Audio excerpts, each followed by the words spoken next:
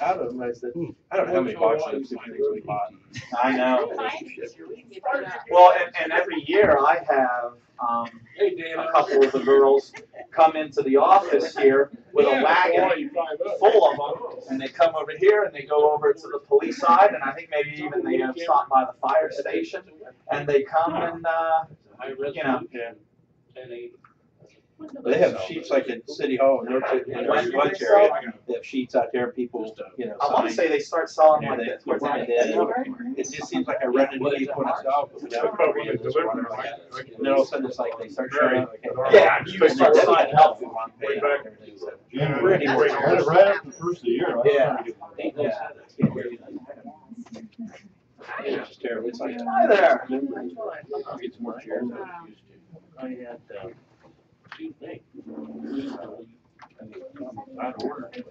Yes, yes, please. I'm an old hat at this. Okay, thank you. I can do that, yeah.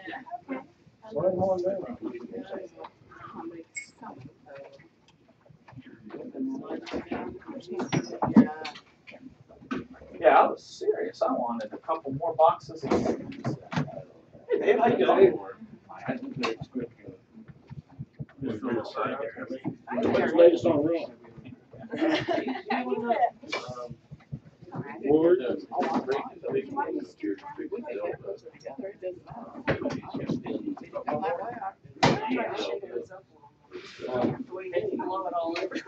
think it's too crowded.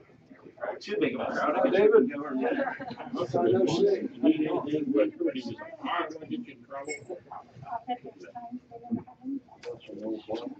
He's doing a lot better.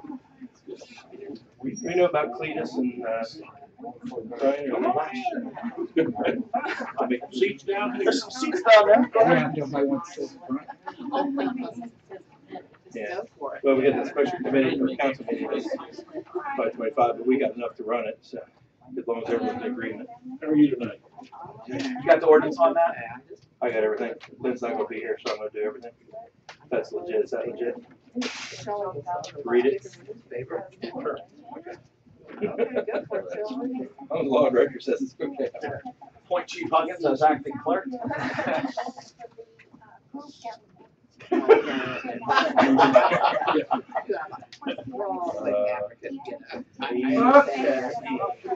got to sit over there. Come on, Brian. I actually responded.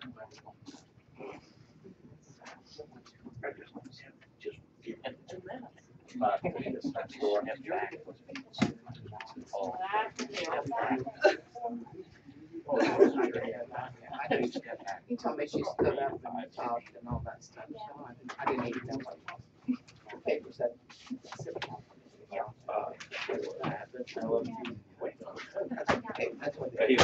Okay, it's 5:25. We have a special council meeting to hold here, so we call the meeting to order. Roll call. Mr. Henry,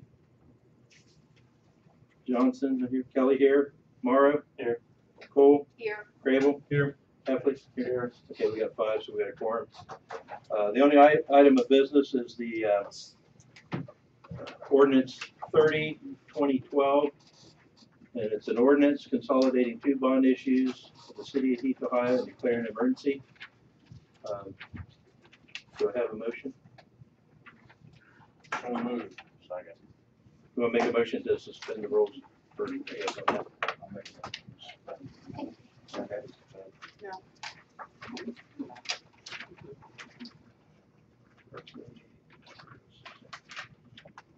Okay, roll call on suspend. Kelly, yes. Morrow? Yes. Cole? Yes. Grable? Yes. Heffley? Yes. Okay, the rules have been suspended. Mr. President, Mr. Heffley?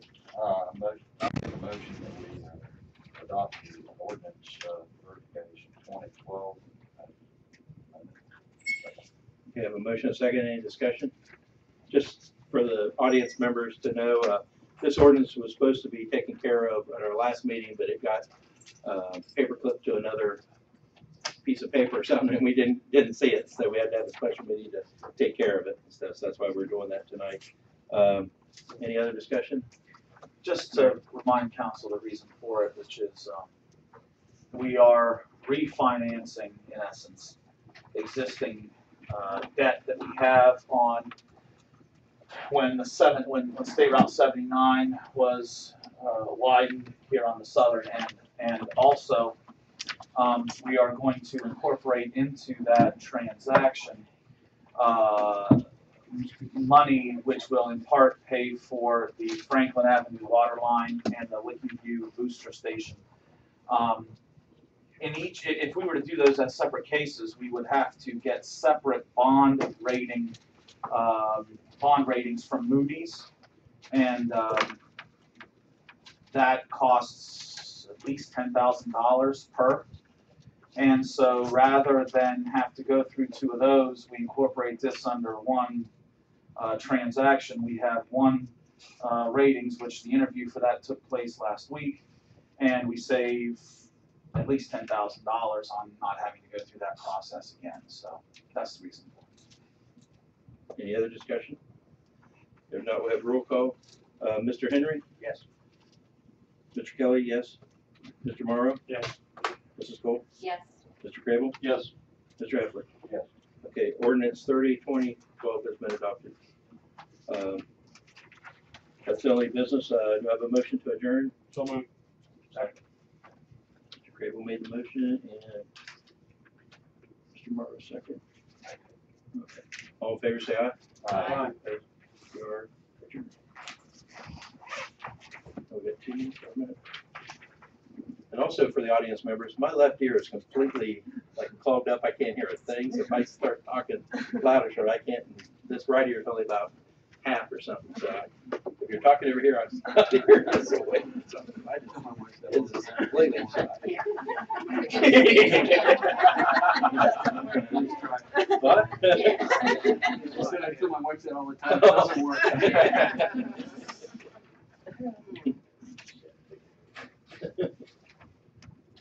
Cletus, how you doing?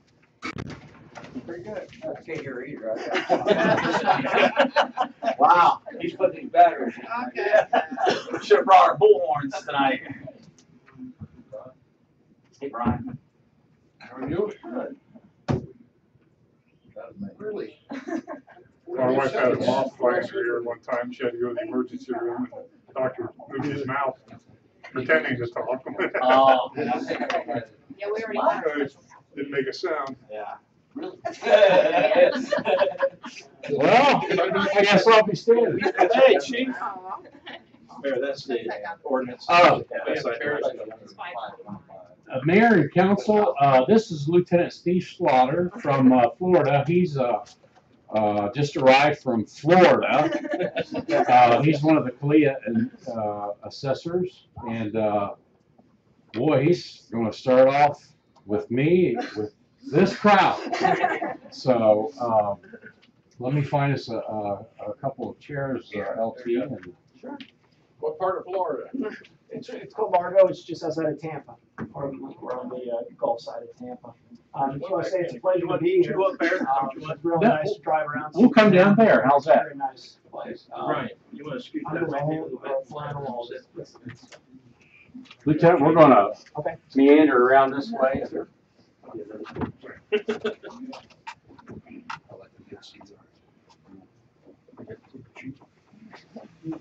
Does anybody have dibs?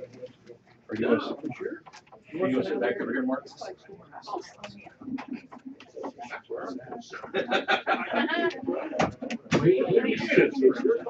He needs to take notes about my if I don't look at him, I won't get Exactly like you told me. Yeah, he's a good chief. Sorry, I feel All righty, welcome everybody, thanks for coming. We'll start this off 5:30 with Chief Shepherd. Chief? Well, I'll start off with last month's statistics. Calls for service, 1,469. A little bit over the two previous years. Offense reports, 169, also above the two previous years. 51 arrests, again, above 2011 and 2010. Accidents, we're up from 2011, but down from 2010 at 25 for 2012. And citations, 87. Overtime usage for March, 10,895. Year-to-date total is 33,677. Under false alarms, we had 33. And as typical, the majority are commercial, 29, and 4 residential. Under revenue for false alarm in the month of March, $150, and year-to-date, $2,352.50. Hey, Chief, anything in, with the increased arrests, any pattern, any trend, any type more than we've seen, or? No, those, without looking at each one, Your Honor, you know, it can be anything from a warrant, from a foreign jurisdiction to any misdemeanor or felony you can check out. So, But nothing that's really jumped out. no, Okay. no, those, you know, arrests, because of all those variables are hard to articulate any kind of pattern or anything. Okay. I do have one legislative request. It's a request to appropriate $6,000 from within the Law Enforcement Trust Fund to law enforcement material and supplies, and that's to preclude a shortage. We had to hastily purchase 223 rifle ammunition. I have 2 instructors attending training, and unfortunately, they have to expend a lot of ammunition, and secondly, it's very expensive. But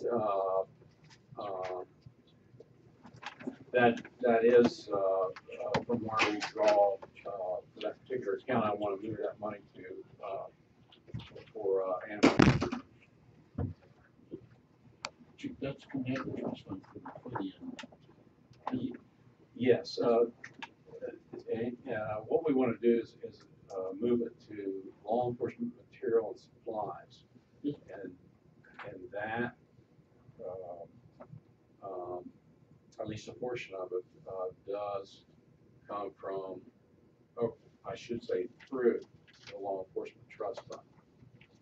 That isn't something that we would generally pull out of the general account?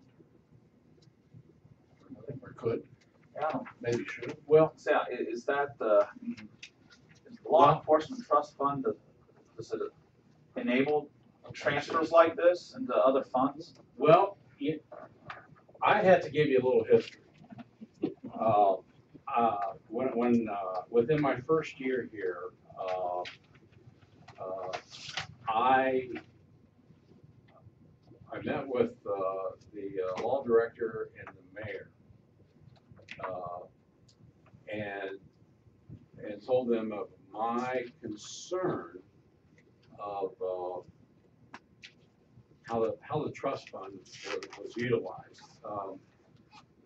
Not that it was being misused or to make it sound as if we were doing something unethical or ill-advised.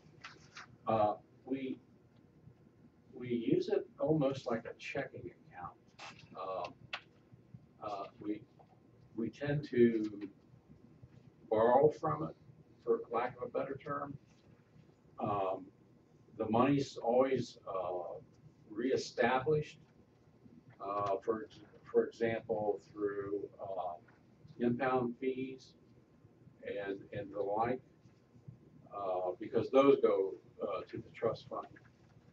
So it just didn't sit well with me, and the law director at the time did research and found that it was not improper, but in my experience, it hadn't been used as in that manner, and so to coin a phrase, that's the way it's always been. This all, the fund also include money, say, like from drug arrest or. Yeah, that's You impound the car and sell it because of that, you know. right, right. That's you know, the law enforcement trust fund is non-taxpayer money.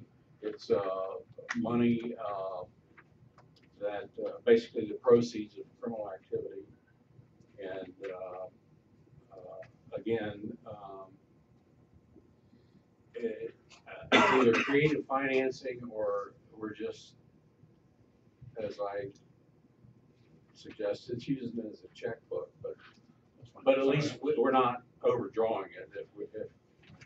If my portrayal is accurate, there's no, it's used for the right purpose.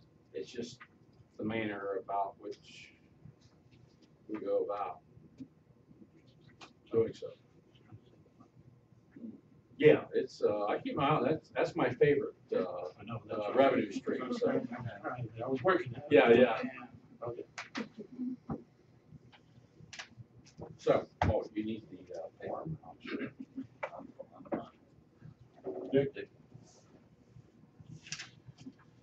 Chief, is that something that you don't need?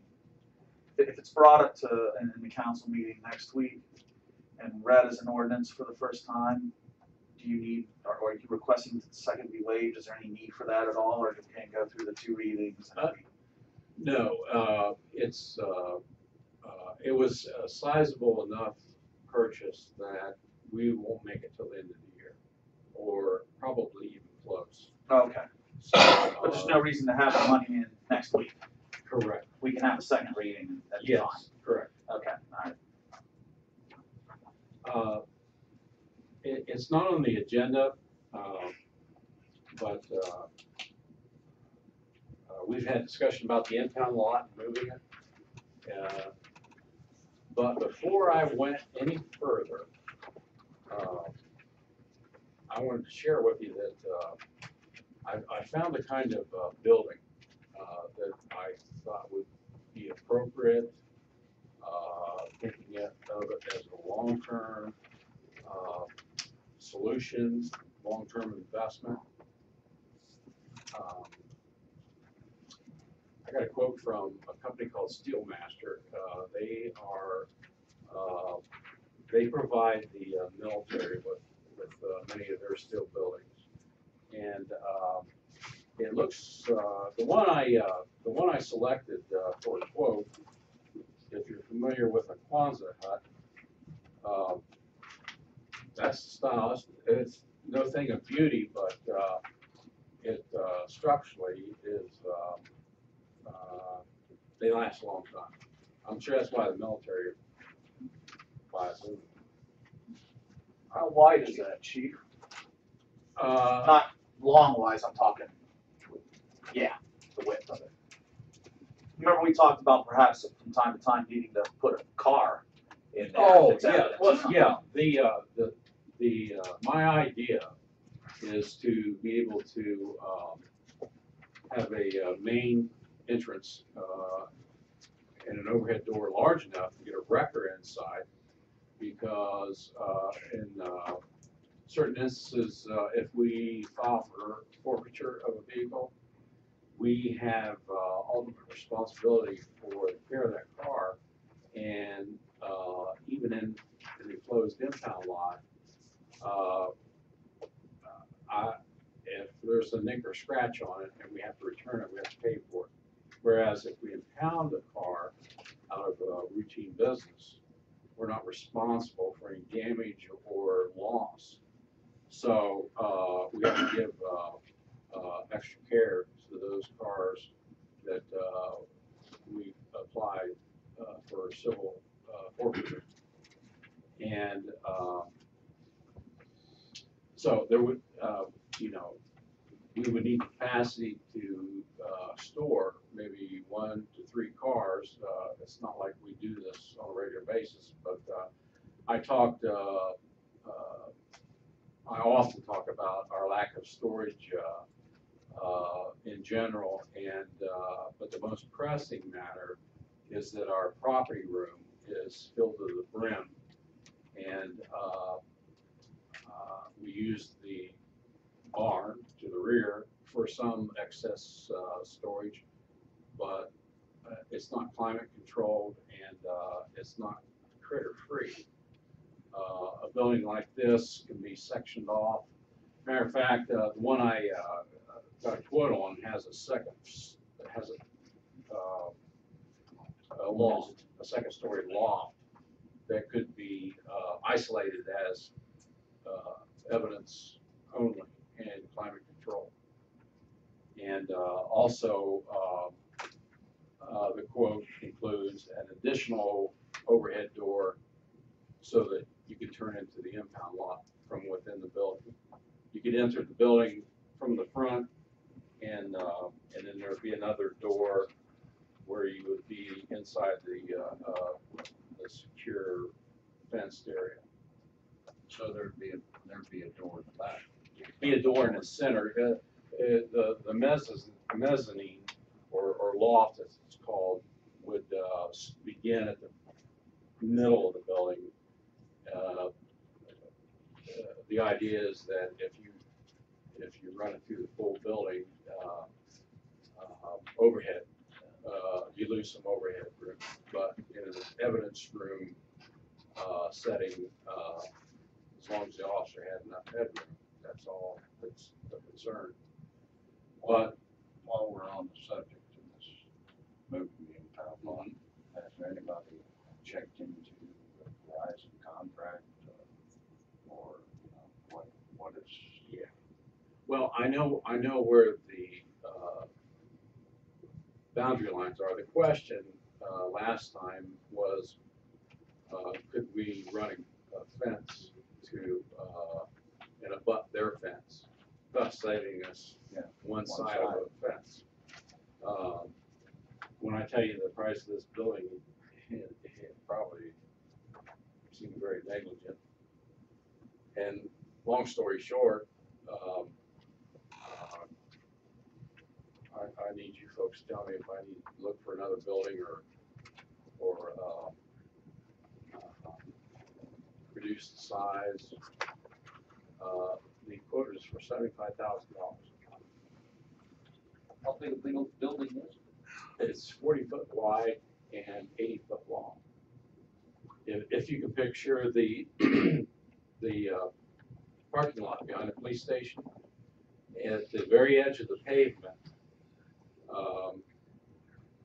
towards the barn in the gravel area, to the bike path is 90 feet.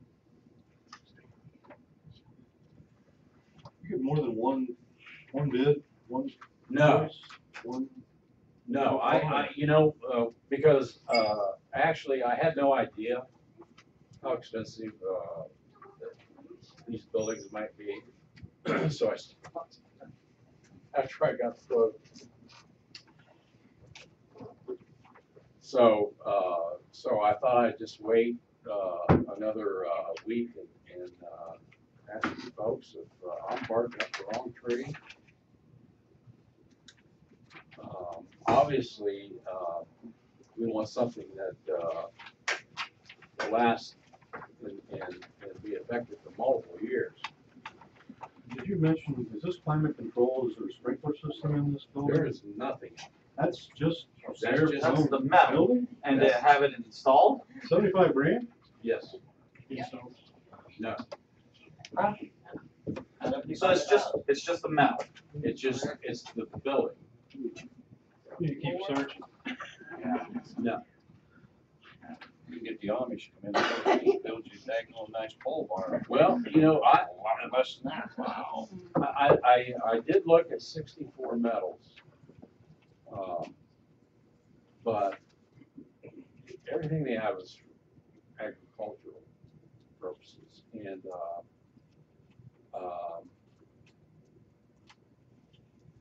it just it just struck me that it wouldn't put the bill, for our needs.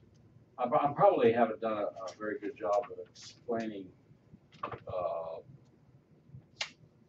because it'd take a long time, of the vision I would have for this building. I've given you in general terms what we would use it for, but. Chief, this is not, so there would be an impound lot next to this building? Yes.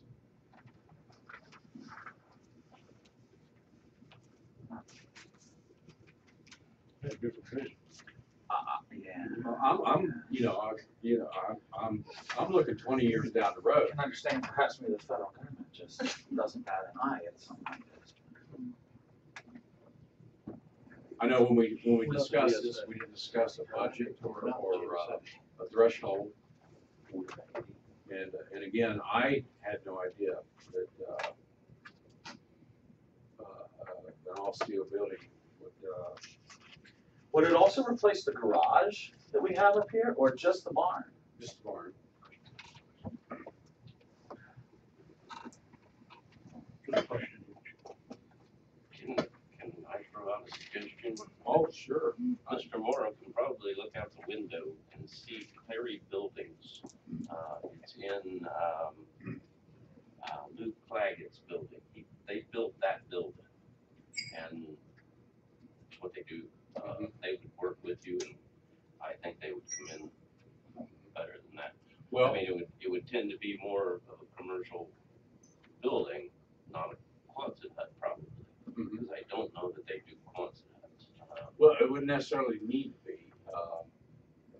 As a matter of fact, I got tired of looking at them when I was in the Army. But you know, they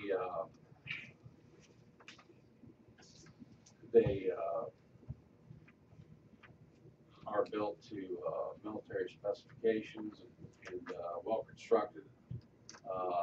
But again, I stopped looking after this one particular vendor set the quote. So again, I'm not saying that we need that building. I'm hoping that we can at least consider something that size or close to it, and with a loft or an isolated area that we can use exclusively for the property room. Wayne makes a good point. Let's try to seek out a local vendor. If not Heath, Licking County, let's keep the money local. No, I agree. That's why I looked at 64 metals, and I understand they're mostly agricultural buildings, but You probably, like you said, maybe you're right, 84 metals, that is gonna be more of the pole barn style. You need a little more commercial for what you're looking for in the security. And, you know, there are some other ones out there, so I think the sentiment is look more. yeah, you know, I almost knew you'd say that. So I was just trying to feel out where the boundaries were. You could do a sketch, a CAD drawing or something. Oh, Kind of lay out what your thoughts are. Here's the Verizon, here's our existing, where do you want what, where? You know? Oh, I have rough. We don't really have the same vision. So I had one before you said this was gonna be outside the fence. Now I have no idea what you're coming up with, really. okay. Well, as I look for a vendor for a building, I'll turn that rough sketch into something. And you know I'm your biggest fan of moving. Oh, I know. The biggest fan. Yeah. I saw you flinch when I said That's because I was ready to fall out of my chair. I was braced really well. Anyway. Yeah, Chief, I think, you know, in my mind, I think what we're looking for is dry space, that it gives us additional room for evidence storage compared to just what we have you know, next door. And a place where we can put, you know, a couple of vehicles. It doesn't have to be the Taj Mahal to be dry. I agree. Again, And I think it'd be, and I agree with Jeff. I mean, I think it would be functionally better for us to have the type of situation that you're trying to put together. But, you know, 75 grand for just the materials for that's steep. And not only the 75 grand, but we're not talking about the fence that we want to put around this impact lot. There's another expense. Yeah, And, fortunately, there's plenty of providers for that. but there's still the cost. It's there. Tony hookups, sprinklers, and if you want to. Yeah. Fire. Oh, I've considered all that. Again, I stopped right where I was, and you folks sent a message. It has been received. All right. There's just I was in that sharing mode, so I'll take another path. If you folks know me well enough, I will go for the gusto when given the opportunity.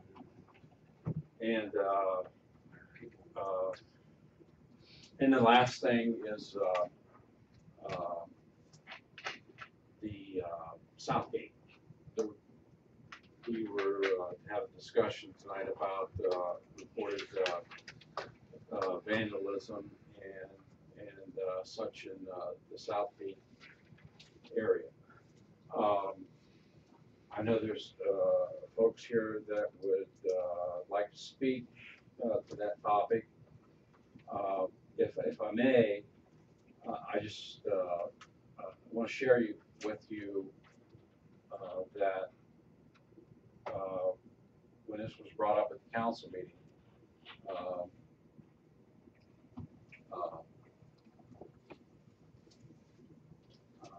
the incident that was reported was very frightening. I can only imagine or wish it was me instead of her, because I guess I would have had something for him. But anyway, I know that must have been a very frightening incident.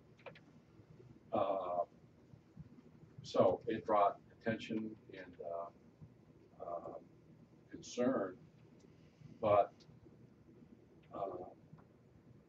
I've got data from last year and this year. We pulled vandalism and criminal damaging reports from February 1, 2012 to April the 5th, 2012. And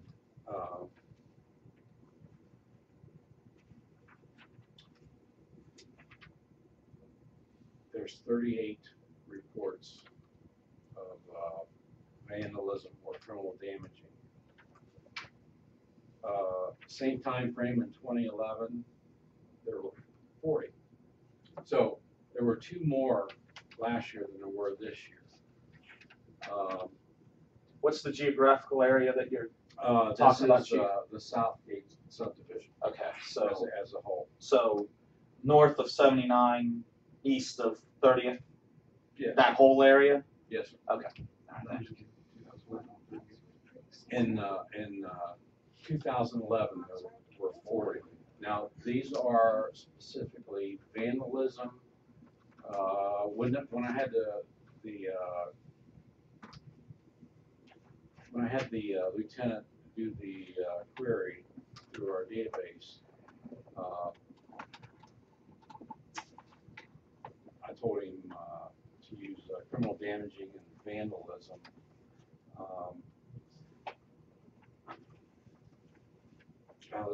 this, I don't think he was able to limit the search to just those two crimes. So there's other incidents in here, but he's highlighted those two. And I guess what I'm trying to say Are is, the other ones of a similar nature? yes. Oh, okay. All right. So, we're trying to compare apples to apples, and as I've said to reporters and other people that have asked, no, we have not seen a spike. We have not seen any kind of trend. We had a very unusual February, March of almost summer-like weather. These kinds of crimes do occur seasonally. We can almost always attribute them to teenagers and young adults. And Southgate is densely populated, and in that particular age group is probably more dense there than anywhere else in the city. And those are all contributing factors, I think. But again, we know that school vacation is right around the corner, and I can assure folks we're going to do what we can to conclude this as much as we can, and perhaps send a message for when that time comes, typically at the end of the school year, when the youngsters roam free, and part of it's mom and dad's fault for not keeping an eye on them, but they are out there. And we did issue a directive to the shift supervisors that when we have ample personnel on duty, that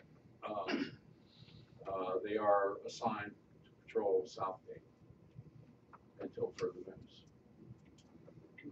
And I'd be happy to entertain some questions.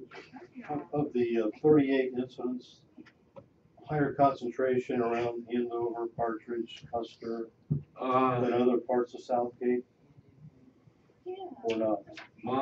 Okay. Yeah, he did take the time to do this. Let me just run through them if we have time.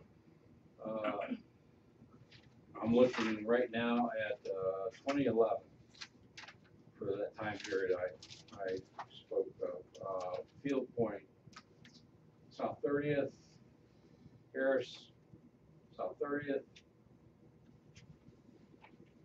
Field Point, Hebron Road, Colonial, Hitchcock. I'm sorry.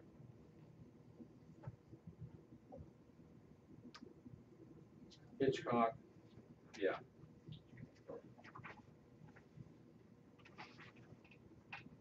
Hitchcock Park has always been a drawing crowd.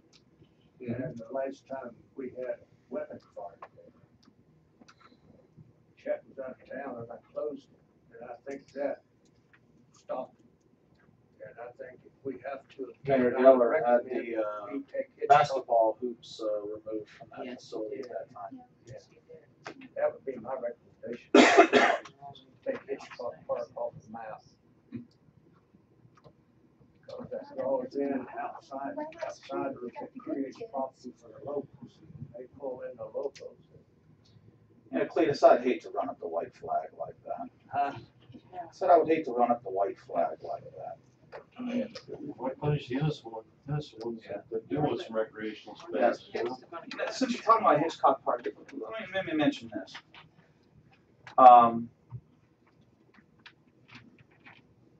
I do not nor does Chief Shepherd, nor I'm sure does anybody around this table right now,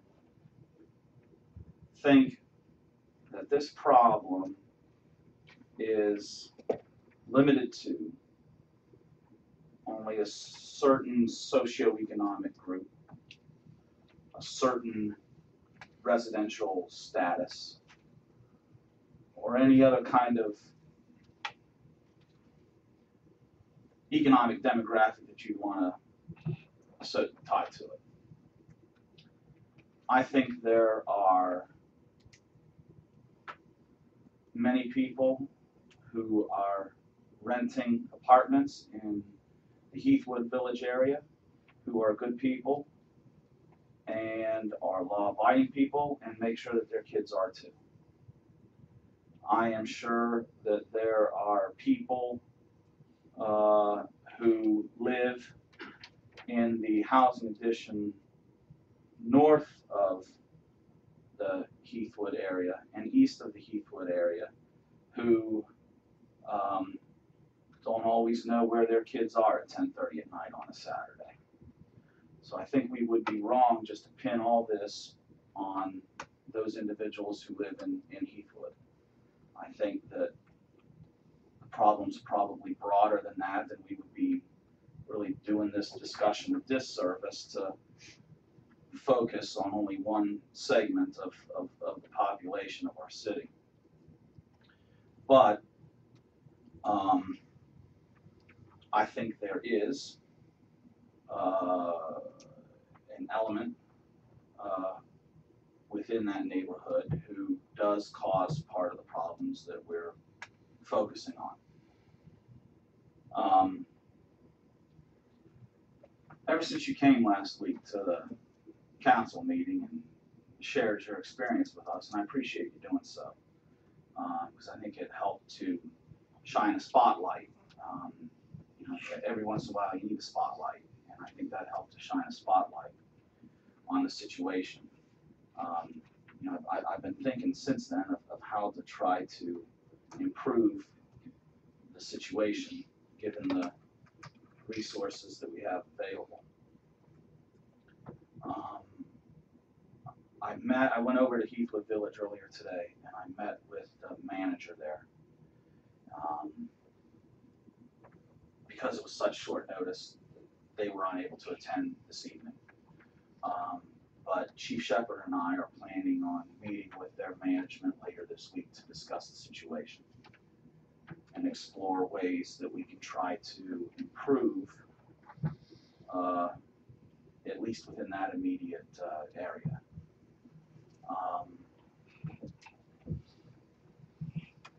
Timing sometimes being everything. They just very recently changed hands ownership-wise.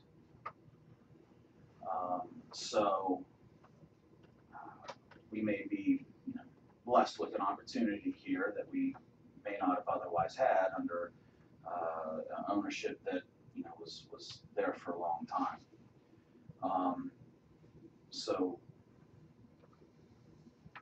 Chief Shepherd and I will be meeting with their management later this week to discuss the situation and to discuss how, with additional time and money and effort, perhaps we can work with them to help to make the situation better, help to find a solution that's better in that area. But as I said, I don't think that is the only focus of what we're talking about. I think there are plenty of incidents that happen in the neighborhood north of 79 and east of 30th Street, other than just where Hitchcock Park is and where Garfield Elementary is, that we ought to not take our eye off the ball on either. And, you know, I think as I think Chief Shepherd discussed with you last week, residents who are willing to do a little bit together can help to accomplish a lot. I'll just speak to you about the community that I live in and the neighborhood that I live in Willow Ridge. Last summer or so, I got calls from some residents about some incidents that were taking place, some unlocked cars being opened and things taken from them, some locked doors being, you know, rattled to see if they were locked or not or whatever, and was quite alarming to some of the residents in the neighborhood. And so I got with Chief Shepherd to talk to him about what is involved in the Neighborhood Watch program. And I went through the neighborhood door to door, put flyers on people's doors and said, we're going to have a meeting here at City Hall, such and such an evening, to discuss, you know, things that have been happening and forming a neighborhood watch program. There's probably about 100 or so houses. Chief, would you say maybe in Willow Ridge about 100? I'd say there probably had been at least 20 to 25% of those houses represented at that meeting. Matt Kinsley, who you may be familiar with, he's a kindergarten teacher at Garfield. He set up a website that, and at the meeting, solicited people's email addresses, cell phone numbers, ways where if somebody sees something going on in the neighborhood, we can, you know, contact him. He can get the word out quickly. He can put it on the website. Our police department, the officers who help to get neighborhood watch programs together and functioning, they watch that website. And if there's information that they want to share proactively with us, they do so. Yeah, we kept our front porch lights on. And when we were walking around, I looked, you know, we were looking at license plates of cars driving through maybe that we hadn't seen before. And, you know, we were all kind of looking out for each other. And I'd say probably after a couple of months of that, I think the number of incidents have dramatically decreased compared to what we were seeing, you know, last summer. Would it be just as effective in your neighborhood? Maybe, maybe not. I mean, you certainly have a lot of houses in that area, a lot of potential eyes, you know, looking out for each other. I'm sure Chief Shepherd probably, you know, shared that idea with you. I just wanted to share with you what my experience was, just as a resident, you know, who, you know, things happening in our neighborhood and how the police department was very willing to help us and helpful in getting us put together, and it kind of becomes whatever you want it to be. But I think we have found that, you know, expending at least some time and effort into it, you know, knock on wood, it's benefited quite a bit in our neighborhoods. It's amazing how much gets done when everybody does a little. Well, I'm very much in the mode. We're taking back our neighborhood because this is ridiculous. $400 to replace all that, and she still has issues sleeping. You know, we struggle every night. When it starts getting dark, she goes to the front door and she shuts the door and she locks it. She closes the blinds. You know, she just turned 7 and she's afraid. And I have a problem with that. She's in her house and she's completely safe, but she struggles with it. So. I have a problem with that too. It's you know, I see that fence around the playground equipment Garfield. My kids went to Garfield. You know, I am upset that that the kids there can't have a more pleasurable playground environment than what they currently have. I don't like to see that at all. I don't think you have to live in that area to be upset by that. Speaking specifically about that, and Chief, if it's okay, I'm gonna defer to you because as we discussed earlier, some of this stuff happened prior to me becoming mayor, so I may not know all the background behind it. Can you share with the council the information that we discussed earlier today about that? In my 9-year tenure, Garfield, the rear of Garfield, in the evenings, particularly in the during warm weather, is a gathering spot, and unfortunately, it attracts some unsavory characters, which precludes the good folks from using it for what it was designed for, a playground. And often the school has asked, what can we do? Sometimes I think I'm being asked, what am I going to do? But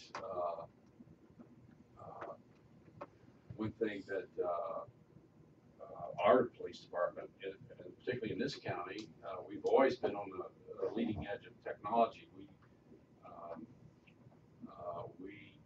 We use it to our benefit, and so my answer always is, because we're geared and equipped to handle it, is to take advantage of internet protocol cameras, which provides a live stream, and we have a very large screen in our radio room. We already have streaming video from our impound lot. We had, when I started, we had break-ins there almost daily, and we put the IP camera in with motion detection, and probably the first month before the bad guys knew it was there, we made several apprehensions. It's kind of fun. It's almost like having a helicopter, you know, to guide you in, tell you where they're at, and so after 6 to 10 arrests, the criminal element found out that we had a camera in there, and the break-ins are almost non-existent, and if they do, we catch them. I thought it was a simple solution, but I don't know that there are any technological roadblocks. There shouldn't be. It uses a public internet. It's the price of installation of the camera, and so I particularly would have liked to have seen that installed a couple of years ago. Before a couple of years ago, we had a two gangs meet, a very sizable group. Fortunately, someone looked out the window and saw what was going on, and we arrived very quickly, and many of them fled. We were able to contain them and identify they were from all over, not just Heath and Newark. And subsequent search of the area in the bushes and the trash cans, we found ball bats and other impact weapons, and obviously we had two large groups getting ready to square off with weapons, and they haven't been back because they got caught. That's what precludes criminal activity, just like with the analogy of the impound lot. We had to catch a few of them, and they got to work. So, but it's all thanks to that IP camera. Simple. proactive approach. How expensive are They get cheaper every day. They're almost like your desktop computer.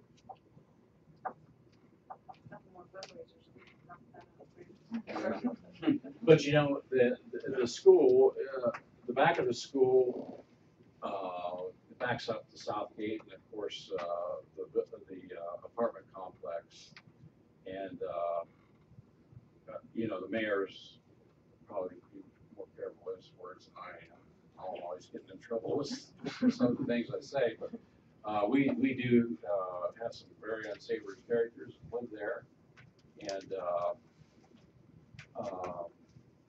you know, I hope the new management, I talked to the manager after you spoke with her, and she used to work for us part-time as a dispatcher years ago. And without me asking, she said that this company, no BS, and you don't pay your rent, you're out. You don't follow the rules, you're out. So I like what I hear, and hopefully that'll be reinforced when we meet later this week. And it's not going to solve all of it,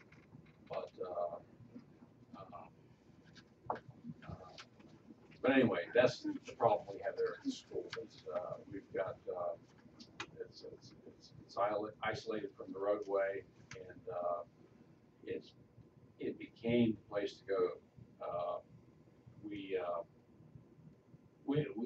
in the police department, we've known that for some time, and so we check it as often as we can. You know, we're not afraid to push in a little bit. We don't think they belong there. We ask them to get along. So I think the outlook is right. I mean, I just wanted to mention this thing with the IP cameras. As Chief Shepherd said, we've seen its effectiveness with the situation with the impound lot. You know, catalytic converters basically will be taken left and right out of there, right, Chief? Daily. Yeah. Or I should say nightly. And and it doesn't happen anymore. Why? Because we have an eye in the sky, and we can see by motion detection. Oh, that's a deer. Oh, that's somebody with a set of bolt cutters. All right. So we're able to know, and we can get people there quickly to deal with the situation. Even with the fence around the equipment, our offer to assist Garfield Elementary, which has been made in the past, continues. I still think an IP camera that's motion detection will be an effective means of now preventing people from doing damage to the fence in order to get to the equipment that they want to do damage to. So, you know, we still are ready and able to help implement that in order to make that area more secure at night. Maybe you had a question. Yeah, I was at last week's meeting, but I'm Shelby's neighbor from across the street, and with the statistics, the only thing I question, it has hit almost every house, every other house in that section, all in a short period of time, and I've lived there almost 26 years, and there's never been any more than they stole a couple of my solar lights, and a window, 44 years. yeah, I mean, they're just, it's so much, and it is violent, and it's very scary. And there's several of us, yes, we try and watch out, but like, I live alone. So I close the shade that I have, so if there's a vehicle going by at night or someone walking, the only time I see is there are different hours that I let my little dog out back, and I put him on a chain at night, so I can pull him back in. And we have all kinds of people that walk either their animals or walking it all out. Well, you don't know if it's someone in the neighborhood and it isn't like I'm going to go out to the fence and be checking them out, or, because I'm there alone. Sure. But I don't wanna be sitting in the living room, so people walking or driving by see I'm continually sitting there alone. So that kind of blocks me off to see what's going on with, but I just can't imagine that it's just all those houses just right there, except so far, knock on wood, they have left mine alone. But I don't know what we do, and it just seems so strange that it's just all right there in half a block. Well, but it's also an indicate. Yeah, This it, is yes, true, you're right and behind us. I see where it has on South 30th because I look at the paper. But then I also see that in the same time, within like a few days to 3 weeks, you've got the slash tire or so forth like that in your location. So it makes me think it's an initiation to get in a gang or something like that, that it isn't anybody in the neighborhood at all. Well, I honestly think some of ours comes from Indian Head Drive. Okay, so We see, have- you know we something have- that, we have- We yeah, have, that you're we have a farm of suspicious. teenagers that sit out at night. They're probably smoking dope in the car, you know, I mean, Okay, so see, you know, and you know where. Well, if I may, you know, I gave you information that's reported to us. Right, yes. oh, Oh, and Now, I I know people, sometimes tell us, didn't wanna bother you. Well, that's what you pay me for. I didn't think it was serious enough. Some people think we don't take it serious enough. And so those kinds of things go under or unreported. So, I didn't wanna dazzle you with numbers, but I just wanted to let you know that, we're not seeing a trend or a spike. Yeah, we know there's more, going on than what, the computer spits out. But, you know, you see that car, you gotta call us. If you don't ask, you don't get. And, I think about it, you know, cause it sits there at night and if nothing else, maybe they could Just like the chief. well, one night I'm looking out the window and I think, oh, should I call? And then just a few minutes later, there goes that well, patrol car down the you know, I always street. tell people, if you think it's suspicious, you know darn well, I'm the most cynical person in this room and suspicious. So if you think it is, you know darn well, we do. The biggest thing of it is what people have to realize, you can't get the help unless you ask for it. And even though it might seem minor, it could be turned into something major, like a bicycle going through a front window. Now, one gentleman, he had his tire slashed and he put up a camera. You can't tell it's a camera, he has a camera. Dave, he's been trying to get in here. I came here just to share some experience and some comments, and I live nowhere near Garfield School. But I'm one that believes what affects the people that live near there affects everyone in Heath. So that's why I came here to support the people that live in that neighborhood. I have the utmost respect for the police department and the chief and consider them friends. My point isn't to criticize the police department. My experience is this, and it's a little different perspective than what we're talking about, but something that you need to be concerned with. We have a small window to handle this problem. I've worked in retail for 40 years, I'm retired. I have worked in retail for 40 years, and you can Google search Northridge Mall, Milwaukee, Wisconsin. About 3 times the size of our mall. They had a perception problem, had some crime, and there was a development housing project called Meadows Gardens. It became known as Meadows Ghettos. This is on the northwest side of Milwaukee, almost to the suburbs, so this isn't an inner city mall or anything like city center. We corrected the problem, but that window was so small that if you Google search it today, Northridge Mall is bulldozed and out of business. It was built in the 70s by Cole family, which you know, we have Cole stores here, they don't no longer own it. But Senator Cole's family built that mall. It's beautiful. We could never outlive the perception. This activity, now that the spotlight is on it, is across from the mall. It can have more effects in this area if it isn't dealt with fast and efficiency, because like I said, it's hard to change perception. People start saying, I'm not shopping at the mall. My first concern is the children, not retail. I'm not in retail. But I'm saying it affects the mothers that work in the mall. It affects the whole community. So we really need to look at it multifaceted from other areas, why this is so imperative that we correct this immediately. And the fact that I didn't know about it, and I traveled that road in between the swimming pool and the school, I don't even know the name of it, late at night, going to the mall in the dark, I never even bothered to look. You know, I'm allergic to vandalism. I break out in hives when I see it, okay?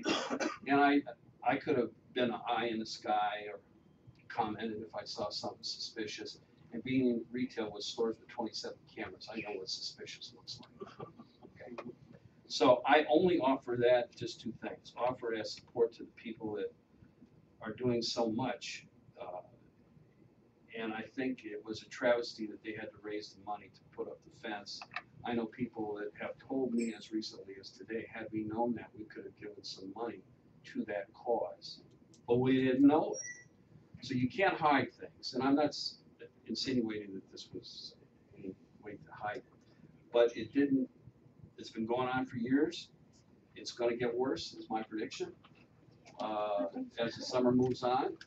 But what I hear tonight is maybe not. Maybe, I would love to be wrong, maybe not, because of the things the police department is doing, the initiatives that the mayor talked about, the activity in the neighborhood itself.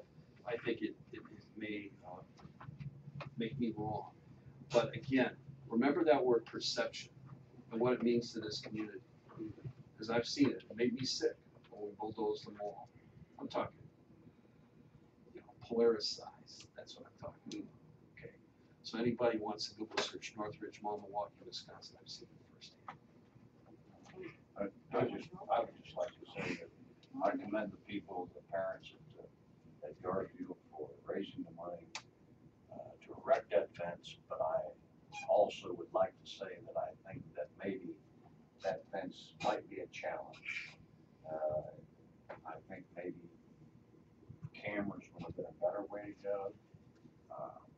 I think really when I say a challenge, I think that it's just saying to them, we got a fence here, now what are you gonna do? Are you gonna keep us out? I hope it does. I hope that the vandalism stops, but is there curfew signs in that area, like you said? The cameras, are there curfew signs in that area?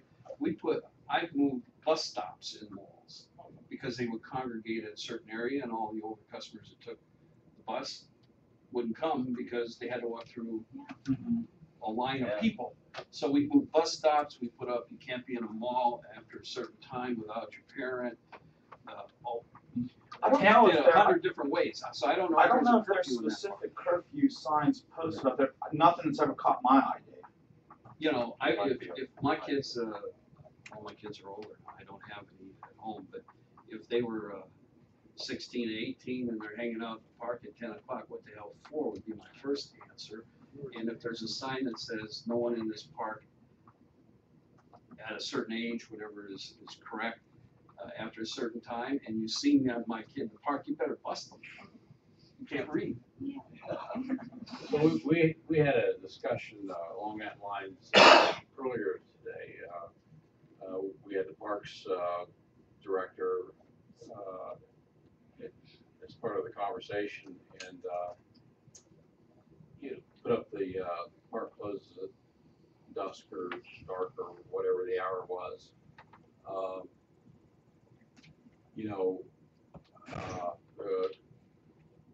These kids bent on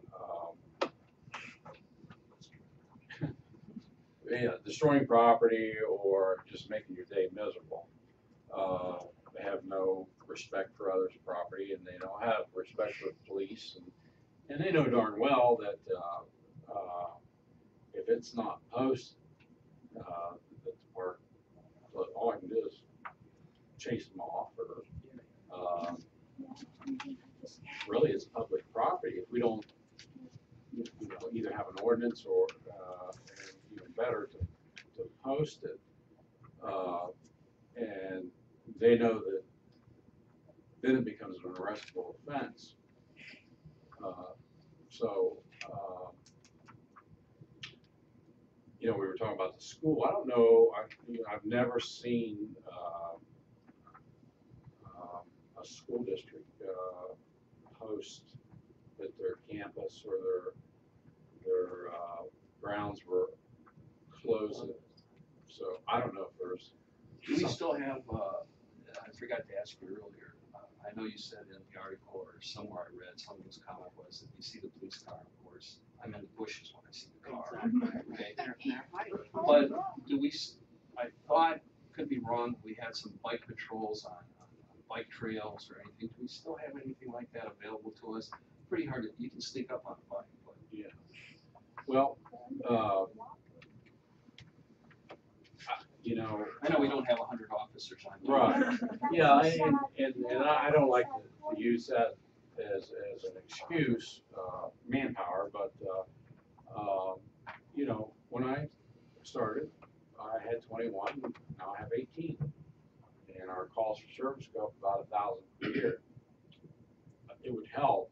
It's certainly not going to be the end all, but I guess what I'm saying, Dave, is yes, I have bicycles and I have trained bicycle officers, but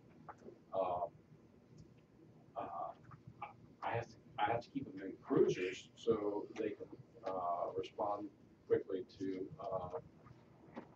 more violent or more serious crime.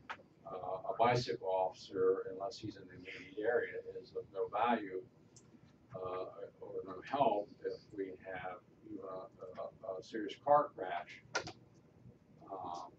miles away. So, wouldn't we want visibility out there as we're checking that neighborhood or the whole area, that people to see the Heath police there? well, that's true. That's why I have those wild graphics on those cars, so you can see it's coming from miles away. But sometimes you have to do a little covert operation of sorts to catch them. I mean, we can't ride around, sit on our butts in a cruiser and expect to chase everybody away. We'll have to get a little creative and make use of. I always say I'm surrounded by talented people, and they do a fantastic job. But it takes a little bit more manpower.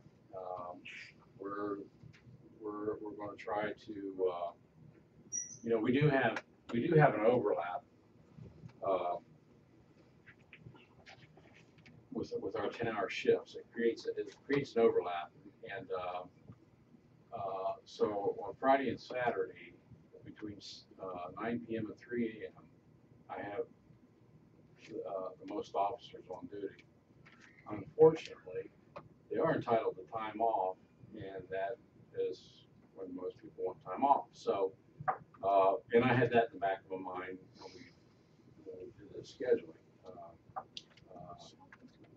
Obviously, if most people want Friday and Saturdays off, you put more people on that shift so that you can absorb the impact. But we do from 9 p.m. to 3 a.m. Even with minimum staffing, we should have four people on duty. So again, when we're at that level, that's an easy decision to put somebody in the south gate, and we do utilize unmarked cars, and I was going to say it wouldn't hurt them to get out and walk a little bit. I'm the only one in the department that needs to get out and walk, but believe me, they are just as concerned as you are, and aware that attention has been brought, and they'll come to me with ideas. They already had some of them, and so I think you can expect to see them more often, and take a serious approach and accept it as a challenge. If I can real quick, you know, I think, and some people are probably going to disagree with me. First of all, the people, but you guys are here looking for an answer. I mean, we can talk about this all day till we're blue in the face, and you're looking for an answer. You're looking for help. You pay taxes because you want protection. You want services. You want the fire, the water, and the whole 9 yards of the police. You know, we shouldn't expect you to have to go out and walk up and down the street at night and try to enforce the law in your own neighborhood. I mean, neighborhood watch programs are great, but ultimately you're sitting here going, why do I pay taxes? Well, you know, when I first got elected, I sat here and wondered, what are all the firemen doing? What are all the policemen doing? And these wastewater guys and street guys, and you know, I just see them drive around all day in their car. What are they doing? Well, after I got elected and realized that we, through attrition, have reduced the size of all our departments. And then I start looking at the numbers, you know, the revenue we bring in. We still have to operate, you know, and not be profitable. We have to be able to sustain the expense of the city. And like she said, he's got, what, 3 on a shift? 3 patrol officers on a shift. And then I would guess that, and I'm probably jumping around here, that 90% of the problems that you have, not just in Southgate, but you know, we have vandalism and theft, a lot of that, they're minors. And unfortunately in our society, everybody's coddled their kids, and you can't smack them around anymore. I mean, you can't spank them. I got swatted. I did. I mean, when I got in trouble, which is rare, I got swatted, and that's why I didn't get in trouble. Well, you know, for lack of a better term, we need more enforcement. We need more police officers on the streets, so they can still deal with accidents. Don't be writing that in the papers. We need more police on the road, so we can take care of these things. We need enforcement. So for lack of a better term, we can crack some heads when we're out there. But truly, if you're walking up and down the street and you say, hey, what are you doing here? I'm the neighborhood watch. And if I'm a young punk kid, I'm going to laugh at you. But if Chief Shepherd's coming down the street in uniform and in his car, and he says, what are you doing here? He may have a little more respect for the chief just because, hey, you know what, I can get some serious trouble here. So unfortunately, we don't have the funds to hire more police officers. And I guess I'm trying to plant a seed here. We've talked in the meetings before about a possible safety levy. And nobody wants to talk about paying more, but we need more services, especially on the police side. We talked about a safety levy. We have 2 fire levies. A safety levy would allow us to put more officers on the street, and that's what we need. We need more enforcement. I don't know how you're going to fix a problem in Southgate that quick unless you put officers up and down the street, and the kids see you coming up and down the street. That's the only thing that's going to keep them out of trouble. Really, I mean, you can put cameras up, but we tried the camera thing once. That didn't work out too well. So I don't know how they would accept the cameras. But cameras are monitored. Well, I realize that, but a lot of people, it's for the same thing, don't like the cameras. I'm all right with it, but we need more police presence. But they're not afraid of the police anymore. No, they aren't. They have no respect for They the have police. no, you know, Kids, stand they're out, smoking, yell they're at on you, drugs, cuss me out, and they not, don't you know, adopt. I'm a small guy. And When I then grew up, they're not afraid, they aren't, they tell me to call the police, they just laugh at you. Yeah. But Well, are we really- I've been a policeman for 37 years, and I got started in the 70s. Well, back in the 70s, you could infringe on somebody's civil rights a little easier. But no, you know, all joking aside, it's become a profession. We handle ourselves professionally, and so they're not really tough guys. You just know that we can't haul off and crack them across the head, at worst, all we can do is arrest them. So, yeah, they like to push the envelope, and they can be disrespectful to us and call us names, and we just have to take it. But if you have videotape through camera systems of vandalism and such. Well, I was talking about, we were talking about, they have no respect for police officers. They're starting to enter a different realm when they start pounding on doors and acting like they're coming into house. And that's gonna get dicey. Yeah, well, what she, I can't think of anything scary. No dice. I have a question. You were saying that it really hasn't, as far as the crime and vandalism hasn't popped up. Has it? I know you probably can't look through every single case. I understand that, but did he happen to say when he was looking at the information, like, is it getting worse? Because my concern is it's starting here, and they're gonna, as the summer goes on, they're gonna become bored, and then it's gonna become more serious. And as somebody with a husband that works second shift, that scares me a lot. But by worse, because I think the information that Chief Shepherd shared with us is that the actual number of incidents reported is not getting worse. Right, Are you talking about the nature of the incidents? Like, is it getting more serious? Did it start? I know on our street it started with eggs on cars. You know, they're shaking your door. I know they beat on Joan's door trying to see if it was open. So now what? Now I'm shaking the door. I have the nerve to go up on someone's porch and throw a bike through the window with the porch light on at 8:30 at night. And my porch light was on right next door, very bright. Oh, yeah. So I guess my concern is it that thrill not going to be enough? Is it next time I'm coming through? You know, that kind of stuff. That's my concern. I mean, we have a security alarm. Was the bicycle your bicycle? It was the neighbor's bike, but it was right near the window. I guess it was like, but they had to have walked around our ADT sign to get onto our porch. But that didn't even deter them. And I don't have the security, but I do have a sign that has been left previous for years. And I think that's why they hit the door possibly, to see if the alarm would go off, to see if I have it. Now, that's just my thought. And yes, I agree. We'd like it solved, the answer here, oh, we're gonna go home and be safe tonight. But my big question is, I guess what we can do to help with our limitation, we have several senior citizens. There's several of us that are alone there. And so we're gonna be limited in the type of help we can give. But we wanna help each other as much as we can. We want it stopped. Well, you can help best by just watching out for yourself and your neighbors and report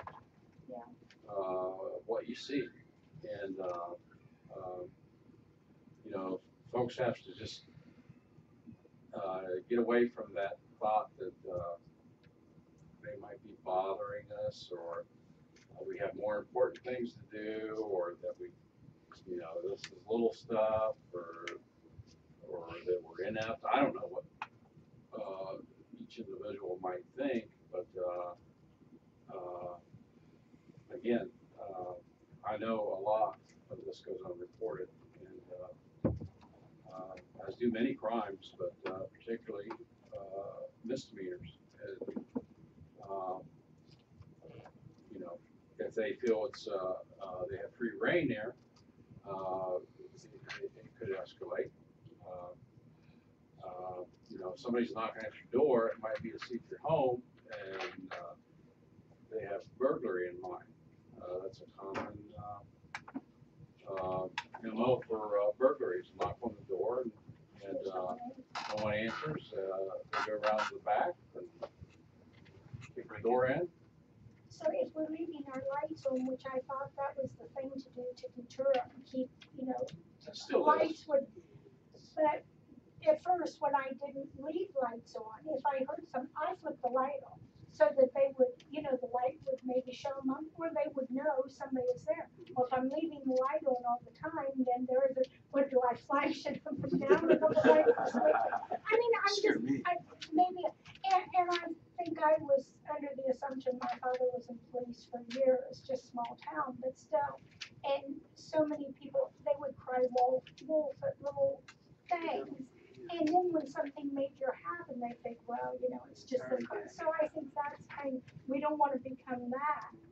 But I am not criticizing in any way. I'm just asking, are we aware, the neighbors, and what we can do to help? And see if we can get this stopped and caught. It's very scary. Chief, you have much more experience, obviously, in police work than I do, but I also manage a store in Zanesville. And you know the drug areas in Zanesville. Yes. They're using the store as an ATM. When I came in there, I prosecuted every shoplifter. I didn't care if you stole a screwdriver, prosecute. Once the word got out, our theft in the store and inventory recovery was dramatically improved. Now I understand about the 70s and today's environment, but it didn't deter me. You stole it, you prosecuted, and pretty soon they couldn't believe it. Well, then it went down. So I'm not sure there's a direct correlation with what you're doing, but once the word gets out, and you know what? It's in that case, it's a small group that does all the damage. And I would think that that could be the case here, that it's not people from Columbus or other places that are tearing up the neighborhood.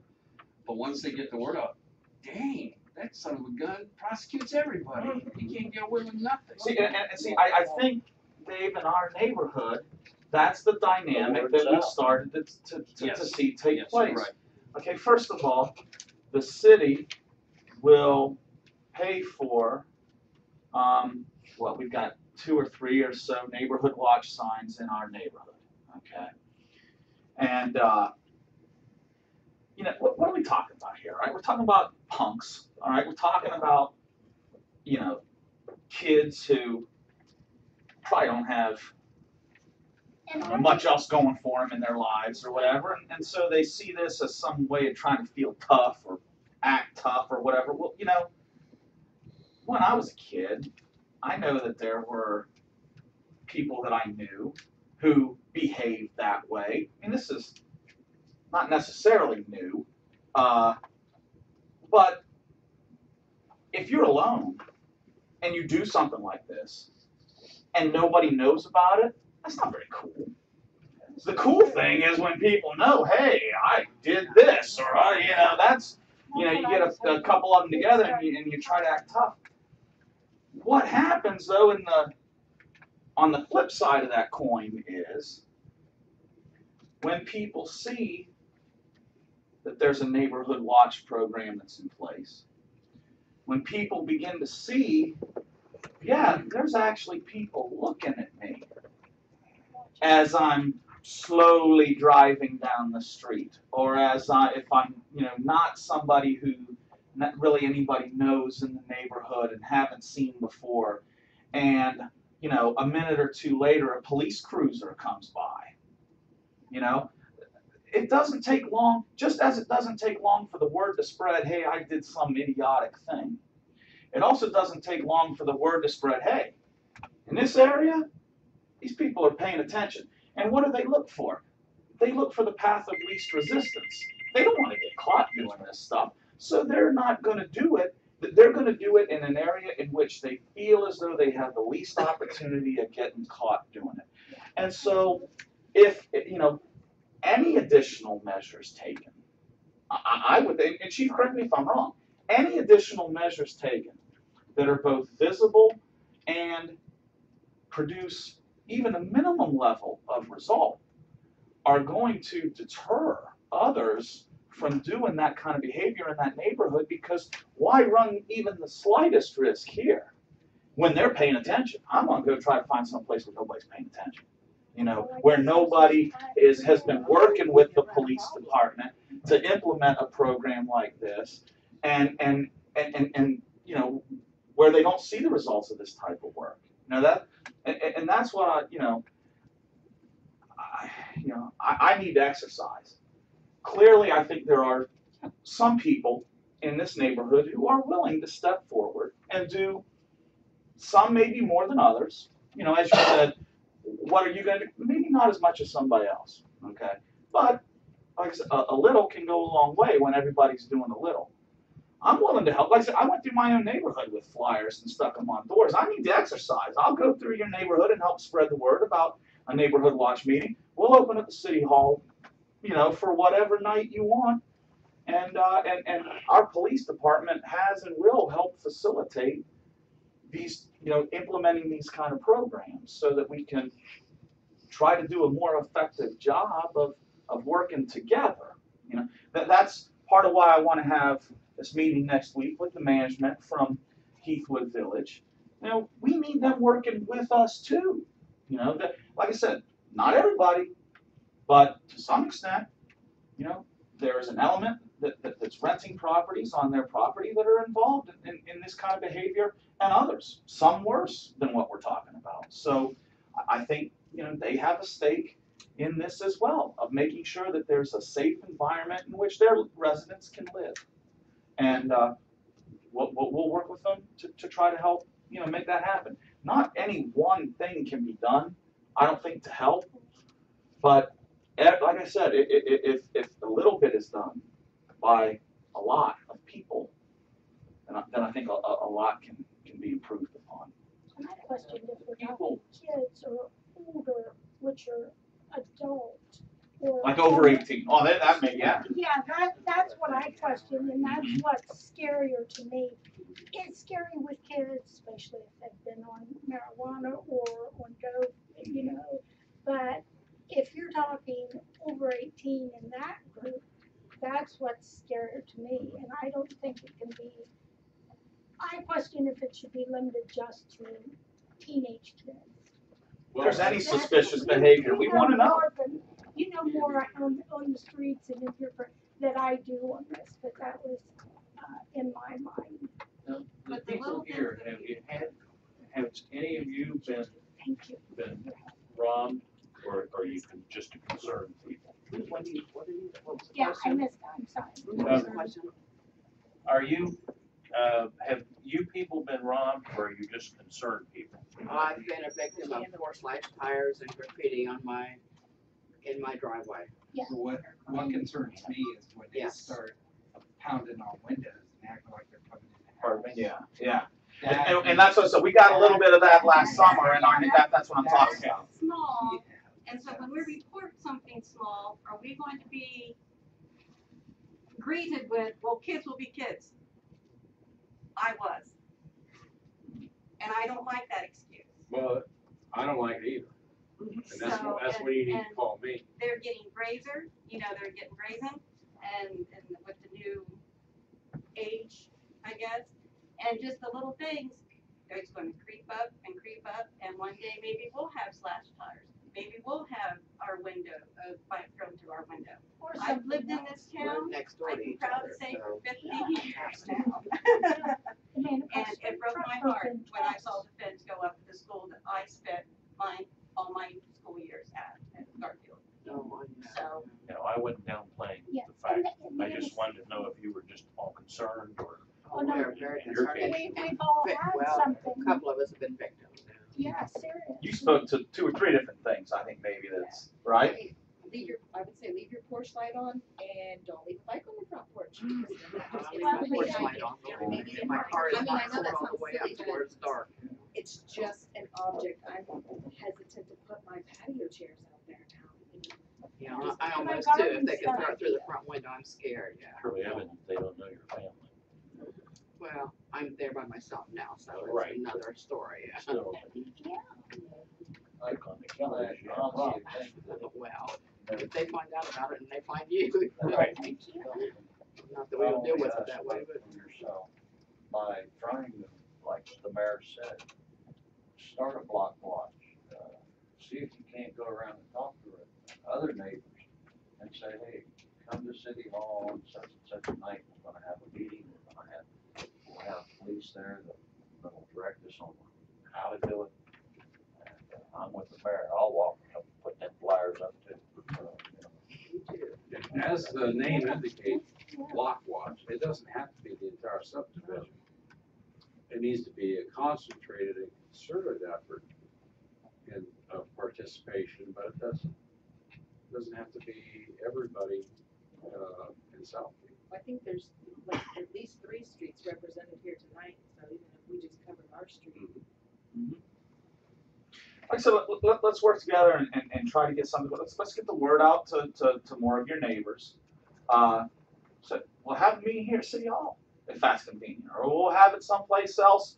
Maybe the folks, maybe Garfield would open up their doors some evening, since it's closer to your neighborhood. You know, we'll do whatever. And you know,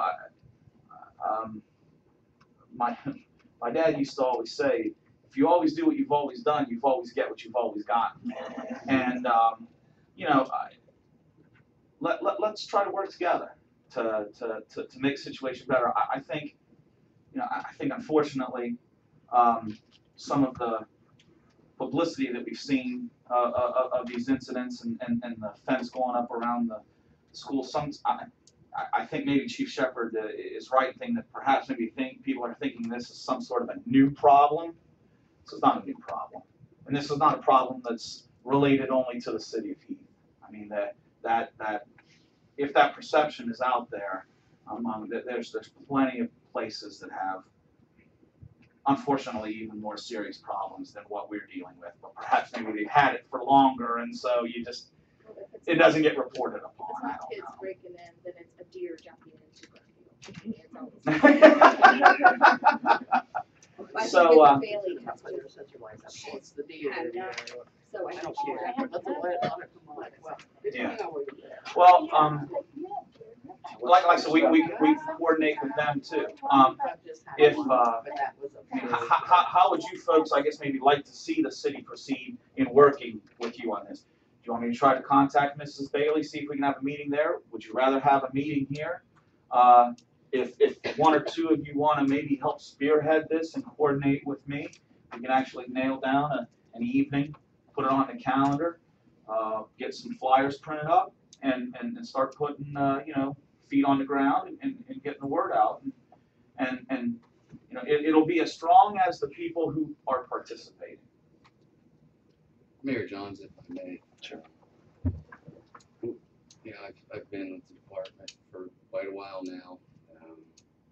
We've been through these things kind of cyclical in the neighborhood. And at one point, the city, I believe, we actually closed Hitchcock Park.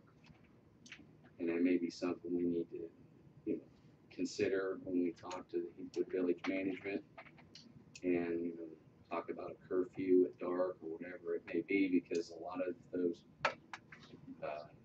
folks that are congregating and causing these problems are congregating around Hitchcock Park, as well as migrating over to Garfield, where the younger kids usually play.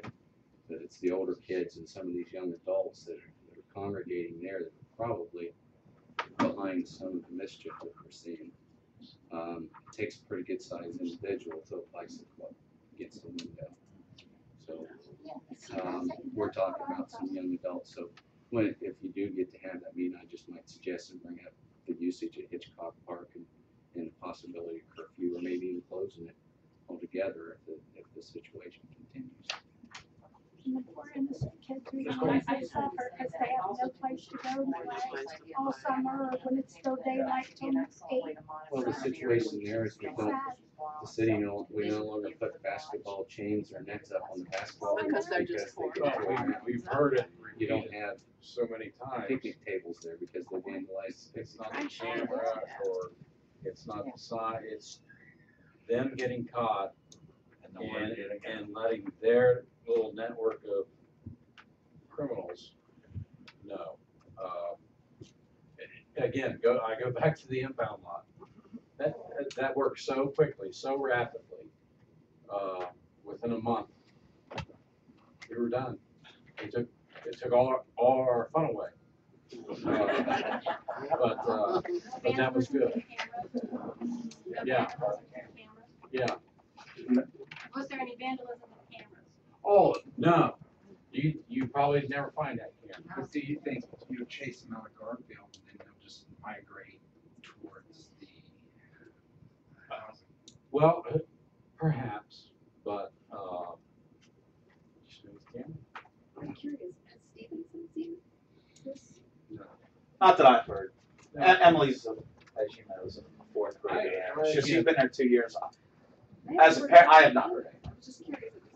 Well, as I said, I think there's 3 factors geographically that create that attraction, and perhaps from there, they make their plans of disrupting the neighborhood. There's already, Garfield already has cameras outside the building. They have a camera that's right across from the playground and fence that goes into the principal's office. Is there any way, I don't know how, it's probably possible or cost prohibitive or something to take the camera that's already there and put it in your office? Yeah, well, typically they're called internet protocol cameras, and the high school has internet protocol cameras inside. We've approached the school about having access in case of, well, we've heard way too many stories of mass killings inside of schools, and we just wanted access, which is, would take a good IT guy probably a few minutes. I don't recall what, it was some kind of hardware, software issue, but so the school has them, but back to your question, it has to be an IP camera, so we get a live stream. They're just going internally back to a monitor, probably Right. in the school itself. I don't know whether they can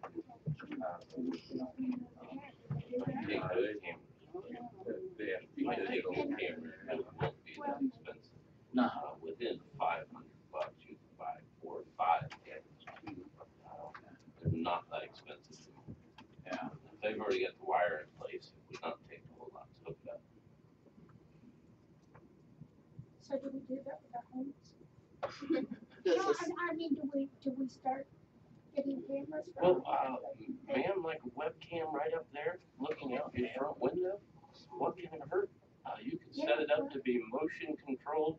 If something moves in front of that, it'll turn it on, record it. And you need to identify the people. Is that not the problem? You have to identify the person. And that gives you a great opportunity to do that. The other thing is, how can we get the kids involved? We gotta explain to these kids, it's their stuff. Yeah. The janitor goes out. We used to live on Field Point. I had a problem one time and I called the police. They came up. They told me to leave my front and back light on all the time. Never did have a problem. I moved down here where I'm at now. First year there, I lost, somebody stole my Christmas lights. I don't remember. One of the officers back there. All they said, it's dark. Leave your lights on. So I put a post light in the back, post light in the front. I haven't had a thing this since then. The motion lights are also good. It's cheap now. You get equal 75 watts and 12 watts. And it lights up that backyard. It's a good dog. Just open the door and he can chase anybody. Well, you know,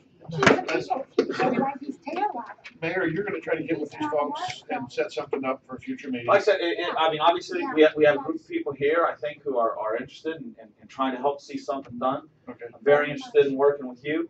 If one or two of you, as I said, it's always easier to have points of contact. If one or two of you want to try to work with me, we can start coordinating something, I'd be glad to help. I'd be very glad to help. And I know that she said earlier that you are directing your officers when they're not on an accident or a call or something like that to go to Southgate. You instructed them after last week to make sure they spend more time. Right, the directive is when we have ample personnel, one is assigned to Southgate. Okay. Does anybody have any more questions or comments on this? No. Thank you for your time, and I really appreciate it. Thank you for your time. I mean that. You know, thank you for taking the time out of a Monday evening, when you got kids to feed and you know, places to go and thank you for taking the time to come here and you know, share your thoughts with us. I appreciate it. You have anything else? I don't think so. How about the Kalia business? Well, I kind of announced that as I walked in. That's true. Oh, yeah, I did. Our newest dispatcher is resigning. I still have nothing in writing, but I understand it's to take place within a week or so. That could affect, well, the city has policy on a timely resignation, so it would be in her best interest to get, but she did tell me verbally, so. Just wanted to make you aware that I had to fix that too. Any other questions? Anything else, Chief? No, sir. All right, we'll adjourn please at 7:08. And unless somebody wants to run the second half of this, we're taking 5 minutes. 5 minute break. 5 minute break. Said you're all time. Can't think of anything. Oh.